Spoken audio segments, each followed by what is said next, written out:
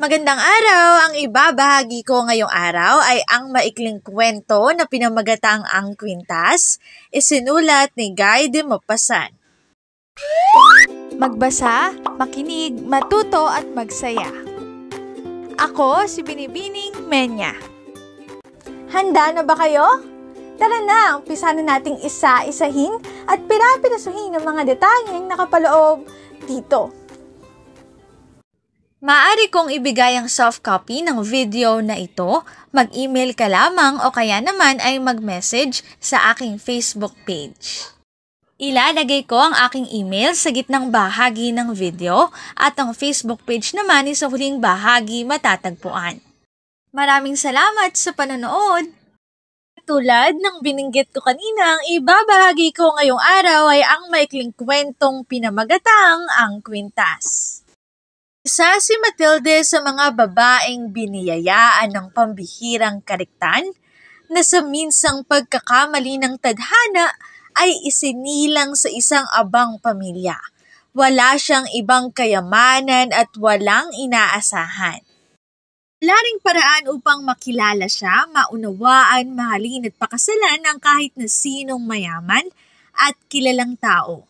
Ito ay taliwas sa pangarap niya at hinahangad sa kanyang buhay at pinayagan niya ang sariling mapakasal sa isang karaniwang empleyado lamang ng isang instruksyong pampubliko. Simple lamang ang kanyang pananamit dahil mahirap lamang sila at ito'y labis niyang ikinalulungkot sapagkat dama niyang lalo siyang bumababa sa dapat niyang kalagyan. Nagdurusa siya ng walang katapusan pagkat nadarama niyang ang katulad niya ay nababagay lamang sa luho at karangyaan.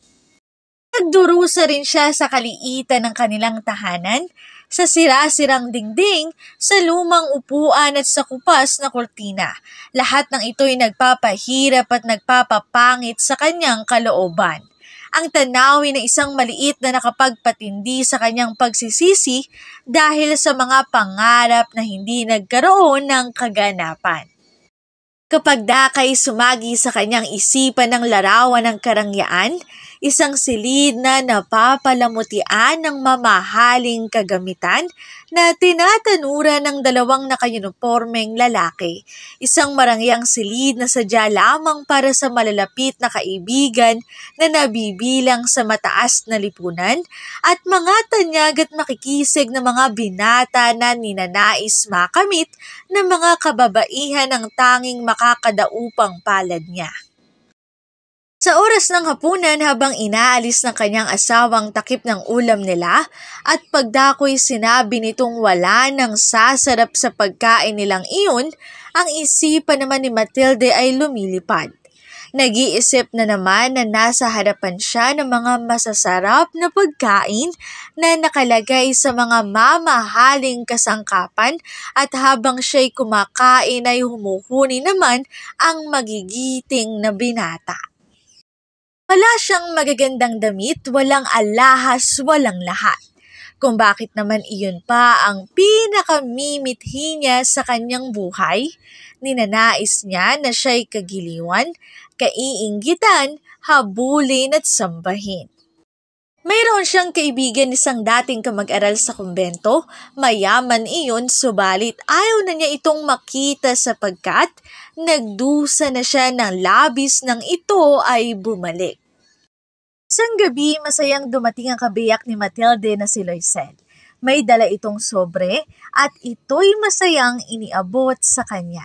Binasa niya ni Matilde at nakasaad doon na silang mag-asawa ay iniimbitahan na dumalo sa ministre na pinaglilingkuran ng lalaki.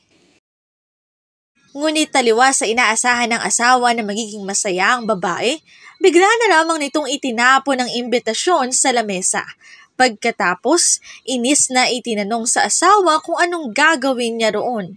Ngunit mahal, sabi ng kabiyak, akala ko'y matutuwa ka. Hindi ka pa lumalabas at ito ay bihirang pagkakataon. Nagkandahirap ako upang makakuha lamang niyan. Lahat ay gustong pumunta, piling-pili lamang ang panauhin at hindi lahat ng empleyado ay binigyan ng imbitasyon. Lahat lamang ng mga opisyal ang pupunta. Tinignan ni Matilde ng may pagkakainis ang asawa at pagkatapos ay tinanong ito kung ano ang isusuot niya sa pagtitipong iyon. Nag-iisip ang asawa at sinabing iyong damit na isinuot niya nang manood sila ng teatro ay maganda at pwedeng iyon ang isuot niya. Pagdakay tumigil ang lalaki sa pagsasalita sapagkat nakita niyang umiyak ang kanyang asawa. Anong nangyayari sa iyo? Tanong ng asawa kay Matilde. Sumagot si Matilde, wala. Kaya lang, wala akong damit kaya hindi ako makadalo sa pagtitipong iyon. Mabuti pa'y ibigay mo na lang ang imbitasyon sa iba mong kasamahan na may mga asawang maraming kagamitan sa sarili. Payuko ang lalaki pagkatapos ay sinabi ang ganito sa asawa. Halika Matilde, magkano ang magagastos mo sa damit na iyong isusuot sa okasyon? Nag-isip si Matilde at kinalkula ang magagastos niya na hindi maaring tanggihan ng kanyang asawa. Hindi ko alam ang eksaktong halaga subalit, ang 400 francs ay husto na, sabi ni Matilde. Namutla ng bahagya ang lalaki pagkat ang naturang halaga ay gagamitin sana nito sa pagbili na magagamit nito sa kasama ang ina niyang kaibigan pagdating ng tag-init.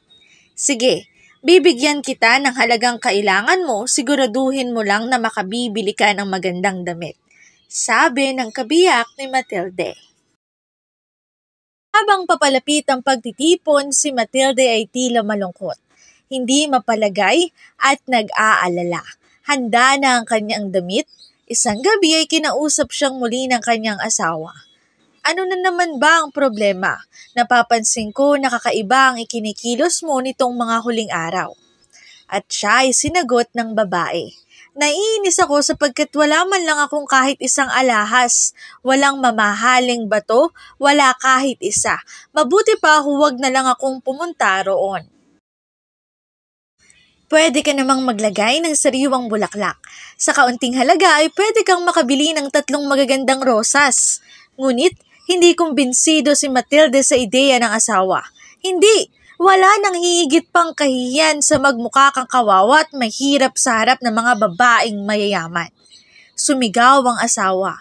Hanapin mo ang kaibigan mong siginang forestier at hilingin mong pahiramin ka ng ilang alahas. Pagkatapos ay napaiyak si Matilde. Oo nga, hindi ko naisip iyon. Nang sumunod na araw, pumunta siya sa kanyang kaibigan at sinabi ang kanyang malungkot na kalagayan. Kinuha ni Ginang Forestier ang isang malaking kahon na naglalaman ng mga mamahaling alahas at sinabi kay Matilde na pumili na siya. Ipinakita sa kanya ang mga mamahaling alahas, mga hiyas at bato na kapuri-puri ang pagkakagawa. Isinuot niya ang mga iyon subalit parang hindi pa rin siya kontento. Pagkatapos, tinanong niya ang kaharap kung mayroon pang ibang alahas ito. Ipinakita ng babae ang iba pang alahas at natuklasan ni Matilde ang pagkaganda-gandang kwintas na diamante at iyon ay nagpabilis ng tibok ng kanyang puso. Naroon ang matinding pagnanais. Nangangatal ang kanyang mga kamay nang kunin ito. Isinuot niya iyon sa kanyang leeg at hindi makapaniwala si Matilde sa nakikitang anyo sa salamin. Tinanong niya ang kaibigan, pwede ba to? Pwede mo bang ipahiram sa akin ito? Oh, bakit hindi? Niyakap niya ang kaibigan, pagkatapos ay umalis na, dala ang alahas. Dumating ang araw ng pagtitipon. Nagtagumpay si Matilde. Siya ang pinakamaganda, elegante, kagalang-galang, parating nakangiti at tuwang-tuwa.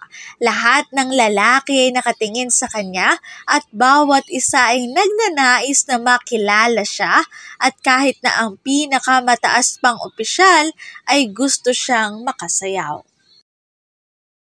Nilunod niya ang sarili sa kaligayahan. Nagsasayaw at pansamantalang kinalimutan ang anumang suliranin na bumabalot sa kanyang katauhan. Umalis si Matilde ng 4:00 ng umaga sa kasiyahang iyon. Ang kanyang asawa ay nakatulog na kasama ang iba pang lalaki na ang mga asawa ay nagsisipagdiwang pa. Binalabalan si Matilde ng asawa, isang mamurahing balabal ngunit tinanggihan ito sapagkat alangan ito sa kanyang mamahaling damit. Nag-aalala siya na baka makita ng ibang babae na may mamahaling balabal. Umalis si Matilde at hinabol siya ng asawa. Hindi sila nakakita ng masasakyan. Maya-maya, may nakita silang sasakyan na nararapat lamang sa mga mahihirap. Nakarating sila sa kanilang tahanan at para kay Matilde ay tapos na ang isang magandang pangarap sapagkat balik na naman siya sa dati. Muli ay humarap siya sa salamin upang masdang muli ang kagandahang hinangaan ng marami. Subalit laking gulat niya sapagkat wala ang kwintas sa kanyang leeg.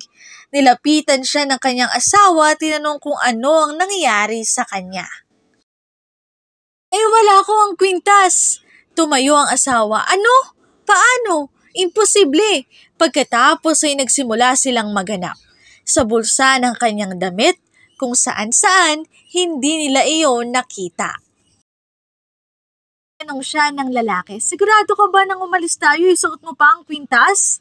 Oo, naramdaman ko pang suot ko iyon habang nasa kasiyahan. Kung nawala mo iyon sa kalsada, maririnig natin ang tunog noon ng malaglag. Maaring naiwan mo iyon sa taxi. Oo nga siguro, nakuha mo ba ang numero ng taxi? Hindi. At hindi mo rin napansin iyon? Hindi. Nagkatinginan ng mag-asawa, litong-lito. Pagkuway nagbihis muli si Loisel, pupuntahan niyang lahat ang lugar na pinanggalingan nila at hahanapin ang kwintas. Bumalik ang asawa ni Matilde ng 7 ng gabi, ngunit hindi niya natagpuan ang kwintas. Pumunta siya sa himpilan ng pulisya sa mga palimbagan ng dyaryo upang mag-alok ng gantimpala sa sino mang makakukuha nito. Subalit, bigo pa ring umuwi ang lalaki. Sinabi nito kay Matilde na sulatan ng kaibigan upang sabihin na may nasira sa kwintas kung kaya't hindi pa maisasauli. Karaan ng 1 linggo ay nawalan na sila ng pag-asa at si Loisel ay tila tumanda ng 5 taon dahil sa laki ng problema.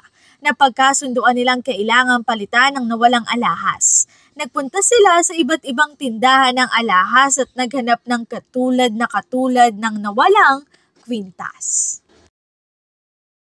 May natagpuan naman sila at ito'y nagkakahalaga ng 40,000 francs, ngunit makukuha nila ng 36,000 francs. Si Loisel ay may 18,000 francs na minana sa kanyang ama at ang iba'y hihiramin na lamang nila. Lahat na lamang ng mauutangan ay nilapitan ni Loisel maging ito'y mga ususerong nagpapatubo. Sa masyadong malaking interes, mabayaran lamang ang kwintas. Matapos makaipon ng malaking halaga ay binayaran nila ang kwintas at isinauli kay Ginang Forestier. Hindi nila sinabi ang mga pangyayari sapagkat nangangambang baka sila mapagpintangang magnanakaw. Upang makabayad sa pagkakautang, pinaalis nila ang mga katulong at lumipat ng tirahan. Ngayon, naranasan ni Matilde ang mabibigat na mga gawaing bahay tulad ng pangangalaga ng kusina. Nagliligpit siya ng mga plato, naglalaba, umiigib ng tubig at namamalengke. Bawat buwan, kailangan nilang magbayad ng iba pa nilang utang. Ang asawa naman ni Matilde ay dobleng sipag din sa trabaho ang ginagawa. Ganito ang kanilang naging pamumuhay. Pagkatapos ng 10 taon, nabayaran nilang lahat ng kanilang mga pagkakautang, pati na mga ipinataw na interes dito. Tumanda ang anyo ni Matilde. Isang araw, nagkita si Matilde at Ginang Forestier dito ay pinagtapat ni Matilde ang lahat ng nangyari.